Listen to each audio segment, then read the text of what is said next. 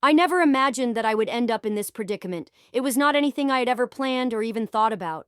I had just finished cleaning the kitchen when I felt eyes on me, not briefly but persistently. And when I turned around, I saw my stepson standing in the doorway. Sometimes life takes unexpected turns, but it began on a typical afternoon that should have faded into memory without a second thought. But that day changed everything. The house was quiet, save for the gentle hum of the air conditioner and the occasional chirp of birds outside. Tyler had always been courteous, respectful, the kind of young man who held doors open and said thank you without being asked. But recently there had been a change in the way he looked at me. At first, I dismissed it as nothing, because he was 22 years old, still figuring out who he was in the world, and he had always been close to his father. But ever since his father started traveling more for work, he had been spending more time with me. Although I enjoyed the company, this was different, so I didn't mind. His eyes were intense and direct, as if he was reading me and waited to see how I would respond. I felt a sensation of excitement and unease build in my chest. "Do you need anything?" I asked him in a steady voice, and he paused for a second before shaking his head. "No, I was just thinking about what I could have asked, but I already knew the answer, and perhaps I should have heard it aloud instead." The television was on in the background while I sat across from Tyler at the dining table. I asked him about his classes and summer plans, and he replied, but there was a hint of edge in his voice that wasn't usually there. I could feel it in the way he watched me, as if he was waiting for an opportunity. Later that evening, after I had gone upstairs, I heard a knock at my bedroom door. It was too late for casual conversation. He seemed to want to say something but wasn't sure how to begin, so he just ran a hand through his hair. "I don't know what I'm doing." Neither did I, but I knew we were standing on the edge of something. A line we weren't supposed to cross, but one that was beginning to blur. I had hesitated before opening it, my breath catching a little. I said cautiously, "This isn't me." But he cut in, "But that doesn't make a difference, does it?" His words hung between us heavily charged. I should have moved away and closed the door to stop whatever was happening before it began, but instead I stayed there and watched him wait for good night. When he finally said it, his voice became quieter, as if he had come to a silent conclusion, and then he turned and left me standing there, my pulse unsteady. I closed the door, but sleep wasn't easy that night. I lay awake that night, staring at the ceiling, thinking about the tension in his voice and the look in his eyes.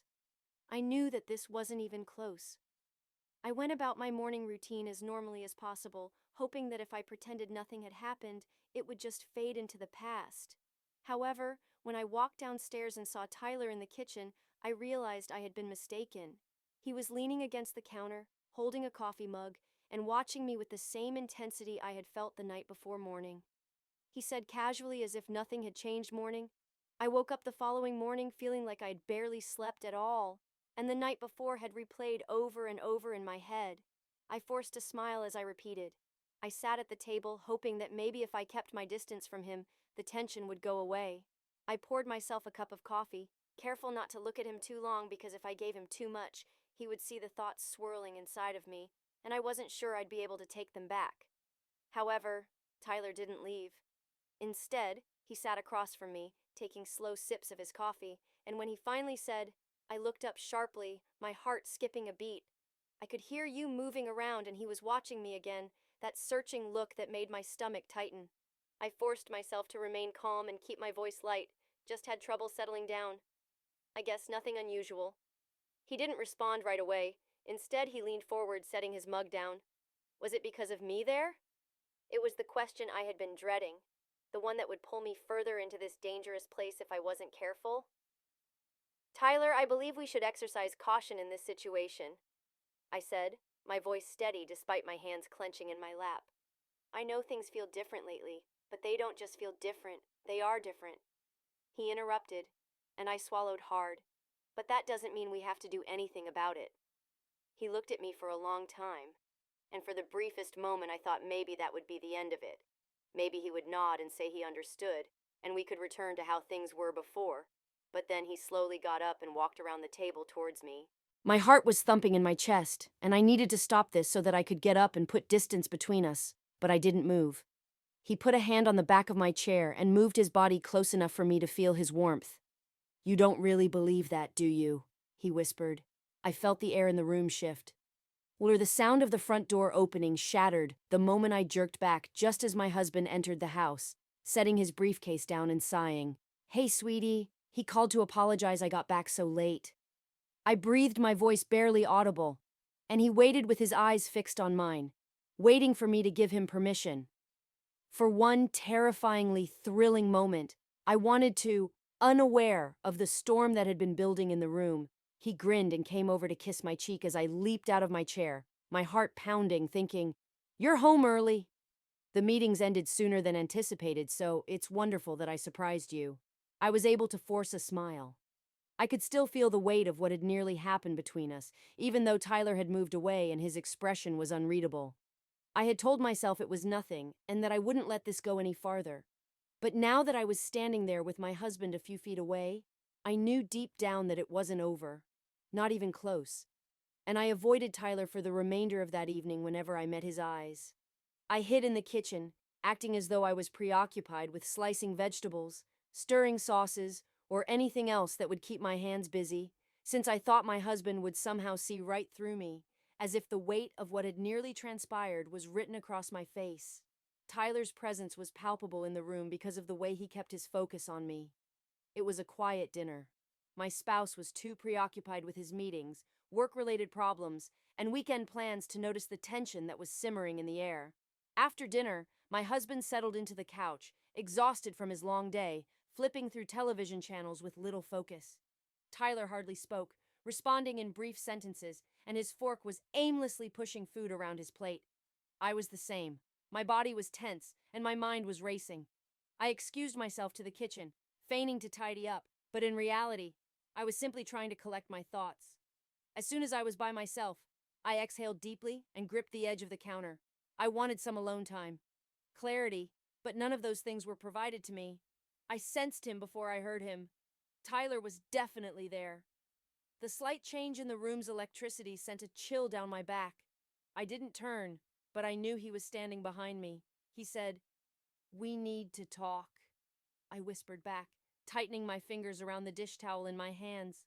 When his voice became low, persistent, and completely too close, I said, "This can't happen." My voice was barely audible. It was an error. "You don't think that he countered by moving closer? I can see it in your eyes."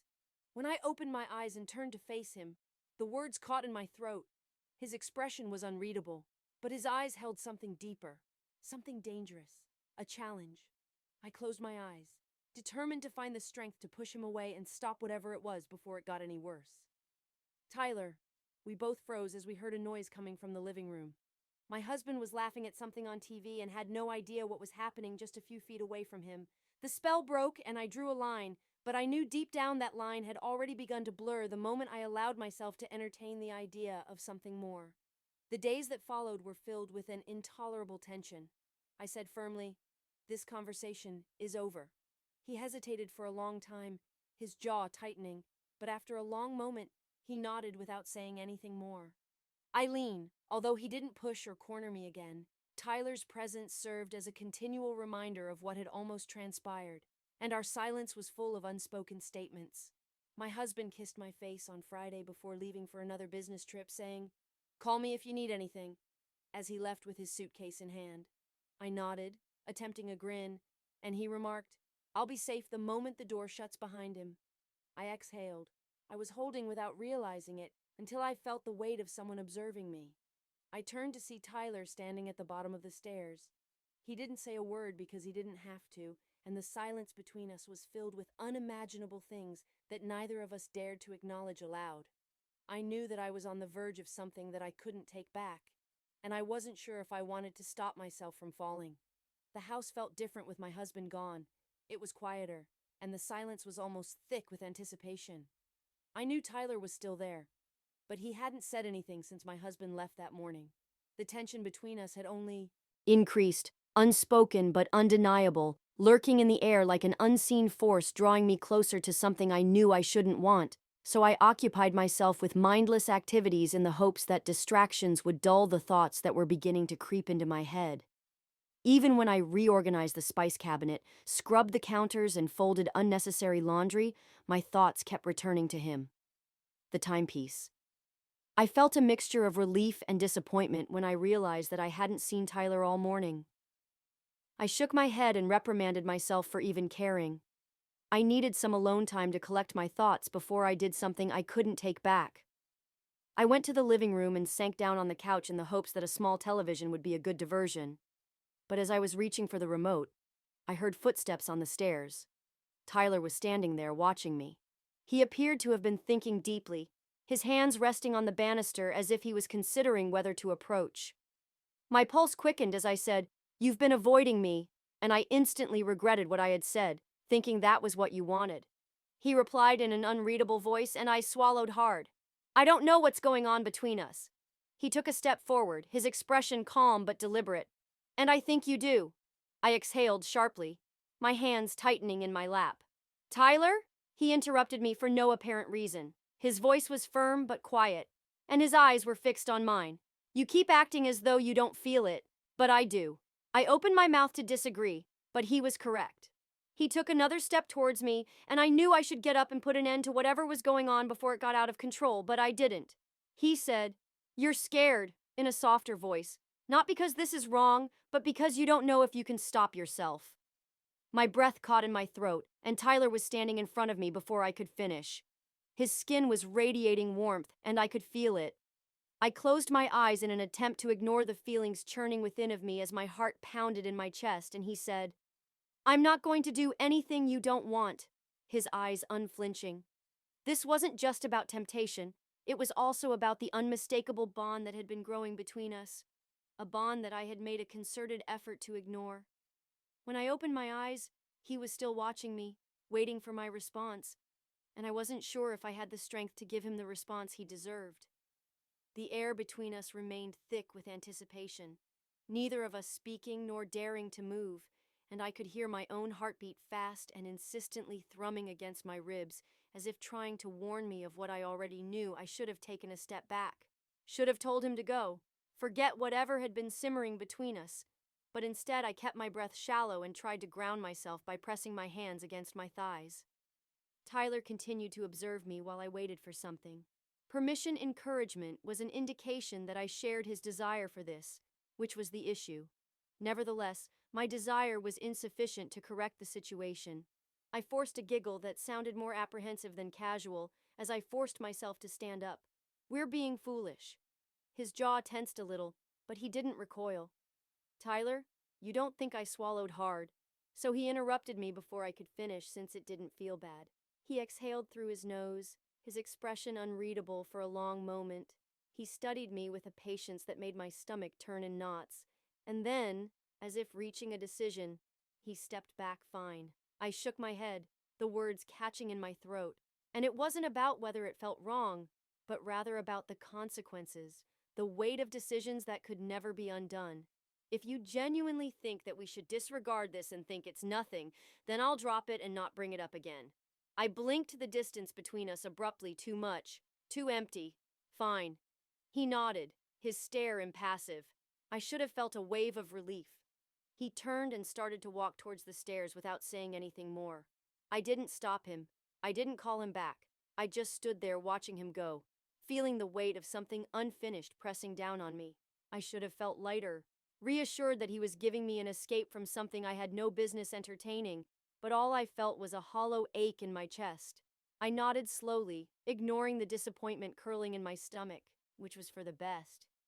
After that, the house felt different, and the quiet between us was impenetrable rather than just dense. Tyler maintained a distance from me that was neither harsh nor cold, but far enough that I could feel his absence in every room. I convinced myself that this was the right decision, but every time I saw him staring at me from the other side of the house with that same unreadable expression in his eyes, I questioned whether the house felt empty.